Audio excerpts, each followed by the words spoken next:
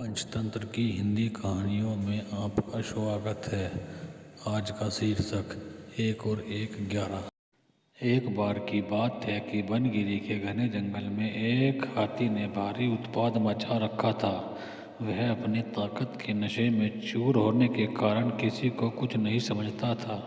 बनगिरी में ही एक पेड़ पर चिड़िया व चीड़े का छोटा सा सुखी संसार था। चिड़िया अंडों पर बैठी नन्हे नन्हे प्यारे बच्चों के निकलने के सुनहरे सपने देखती रहती। एक दिन क्रूर हाथी गरजता चिंगाड़ता पेड़ों को तोड़ता मरोड़ता उसी ओर आया। देखते ही देखते उसने चिड़ियों के घोंसलों वाला पेड़ भी तोड़ डाला। घोंसला नीचे आ गिरा, अंडे टूट गए और ऊपर से हाथी का पैर उस पर पड़ गया। चिड़िया और चीड़ा चीखने चिल्लाने के सिवा और कुछ न कर सके। हाथी के जाने के बाद चिड़िया छाती पीट पीट कर रोने लगी। तभी वहाँ कठफोड़वी आई। वह चिड़िया की अच्छी मित्र थी।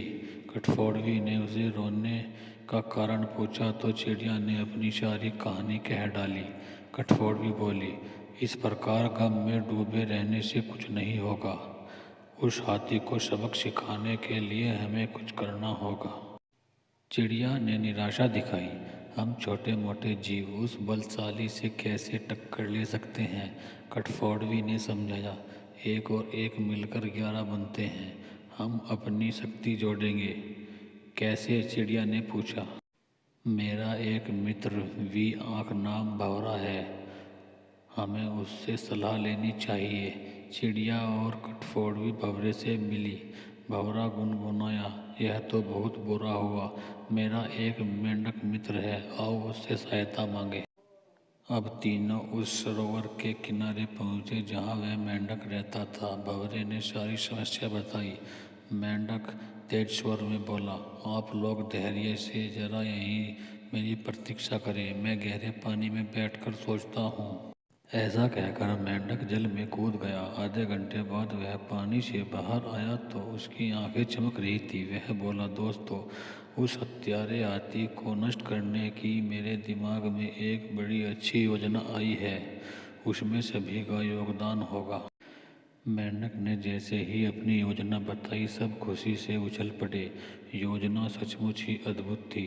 मेंढक ने दोबारा बारी बारी सबको अपना अपना रोल समझाया। कुछ ही दूर वह हाथी तोड़ फोड़ मचा कर मस्ती में खड़ा झूम रहा था। पहला काम भंवरे का था। वह हाथी के कानों के पास जाकर मधुर राग गुजारने लगा।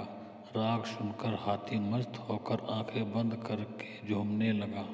तभी कठफोड़वी ने अपना काम कर दिया। वह आई और अपनी सुई जैसी नुकीली चोंच से उसने तेजी से हाथी की दोनों आंखें बींध डाली। हाथी की आंखें फूट गई। वह तड़पता हुआ अंधा होकर इधर उधर भागने लगा।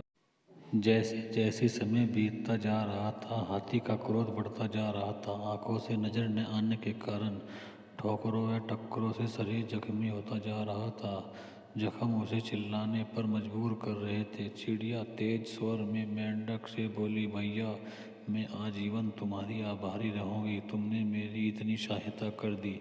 मेंढक ने कहा, आभार मानने की जरूरत नहीं, मित्र ही मित्र के काम आता है।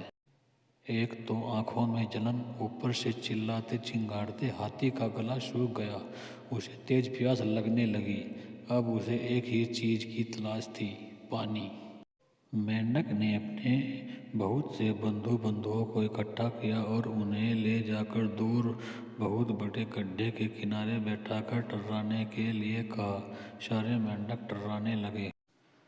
मेंढक की टटराहट सुनकर हाथी के कान खड़े हो गए। वह यह जानता था कि मेंढक जल स्रोत के निकट ही वास करते हैं। वह उसी दिशा में चल पड़ा। टटराहट और तेज होती जा रही थी। प्यासा हाथी और तेज भागने लगा। जैसे ही हाथी गड्ढे के निकट पहुंचा, मेंढकों ने पूरा जोर लगाकर टर्राना शुरू किया।